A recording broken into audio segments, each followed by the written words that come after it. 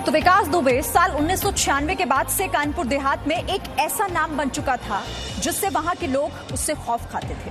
उसका काम था जमीनों पर कब्जा करना, रंगदारी और धमकाकर सरकारी ठेके कब्जाना। विकास की पहचान कानपुर के पुलिस और कई बड़े नेताओं से भी थी, जिस वजह से उसका बिकरू समेत चौबेपुर में बहुत बड़ा दबदबा था।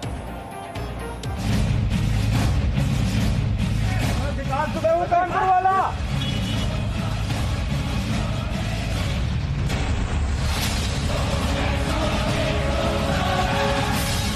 चौबेपुर की यही गलियां हैं वो जहां से गैंग्स ऑफ चौबेपुर की शुरुआत हुई और इस गैंग का सरगना था विकास दुबे।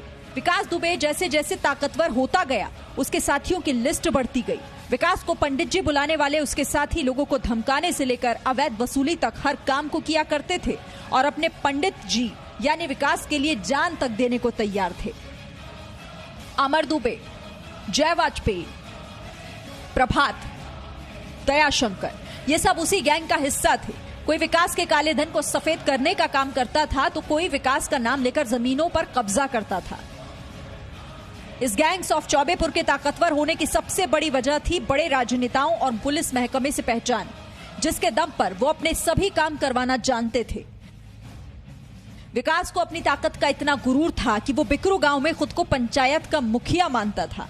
जब भी गांव में दो पक्षों के बीच विवाद होता था तो सुलह करवाने पहुंच जाता था। 90 के दशक में लोगों से मारपीट और लूटपाट करने वाला बदमाश विकास दुबे 30 साल के अंदर कानपुर में राजनीतिक दलों की आंखों का तारा बन गया था। राजनीतिक दलों को यकीन हो चला था कि विकास दुबे की ताकत के दम पर वोट बैंक किसी के भी पाले में खिंच सकता था। इसीलिए बीएसपी हो या फिर एसपी, वो दोनों ही पार्टियों में आसानी से शामिल हो गया। बीजेपी विधायकों का भी उसने अपने एक वीडियो में नाम लिया है।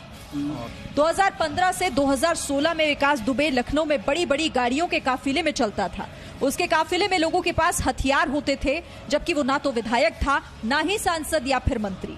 उस दौरान जी न्यूज संवाददाता विशाल पांडे से बातचीत में विकास दुबे ने खुद को कानपुर का छोटा सा सामाजिक कार्यकर्ता बताया था। विकास दुबे हिस्ट्री शीटर ही नहीं था, बल्कि यूपी में नेतागिरी में भी हाथ आजमा रहा था।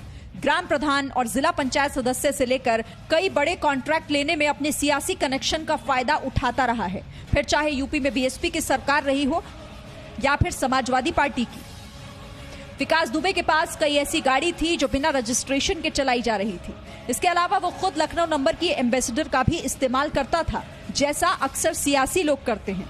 अब समझिए, सफेद पोश दिखने के लिए एक गैंगस्टर ने वो सारी चीजें की जिससे उसे सियासत का आश्रय मिलता रहे। गांव के बाहर जाने वाली इस सड़क को, ये कच्ची सड़क थी, इसको फिर बनाया गया। और आप देखिए कितना इंटरेस्टिंग है इस बात को जानना कि उसकी जो पत्नी है ऋचा दुबे, उसने इस सड़क का लोकार्पण किया है, उद्घाटन किया है। ये वो सड़क कच्ची सड़क थी, मतलब उसकी पत्नी की बनाई हुई, लोकार्पण की हुई सड़क जिसका उद्घाटन उसकी पत्नी ने किया, ऋचा दुबे ने। उसी रास्ते से विकास दुबे फरार हुआ इस गांव से। अब समझिए ये मुमकिन कैसे था, जबकि उसके ऊपर हत्या, रंगदारी, अपहरण जैसे संगीन मामले दर्ज थे। और एक मामला तो ऐसा था जिसमें उसने खुलेआम कानून को ठेंगे पर रखा था। 90 के दशक में विकास कानपुर जिले के बिकरू में छोटा मोटा बदमाश हुआ करता था। पुलिस अक्सर उसे मारपीट के मामले में उठाकर ले जाती थी, लेकिन तब भी उसे छुड़वाने के लिए स्थानीय रसूखदार नेताओं के फोन आते थे। इस दौरान विकास दुबे ने कई जमीनों पर अवैध कब्जे किए। जेल में बंद रहते हुए भी हिस्ट्री शीटर विकास दुबे ने शिवराजपुर से नगर पंचायत का चुनाव भी लड़ा था, जिसमें उसे जीत भी मिली थी और पत्नी को भी पंचायत सदस्य का चुनाव जितवाया था। विकास का रसूख लगातार बढ़ रहा था और साथ ही उसकी गैंग और बड़ी होती जा रही थी। एक एक गैंग का सदस्य लगातार अपराध करता रहा। 2 जुलाई की रात को भी विकास दुबे की गिरफ्तारी का अंदेशा होते ही चौबेपुर के इन सभी गैंगस्टर्स ने एकजुट होकर पुलिस पर हमला किया और फिर एक एक कर सभी फरार हो गए। चौबेपुर के इस गैंग ने यूपी पुलिस को 6 दिन तक छकाया, लेकिन आखिरकार पुलिस विकास दुबे तक पहुंचने में कामयाब रही। Bureau report, Zee Media. और कानपुर के आईजी मोहित अग्रवाल ने Vikas presenting B news app available on Google Play and App Store. Download it now.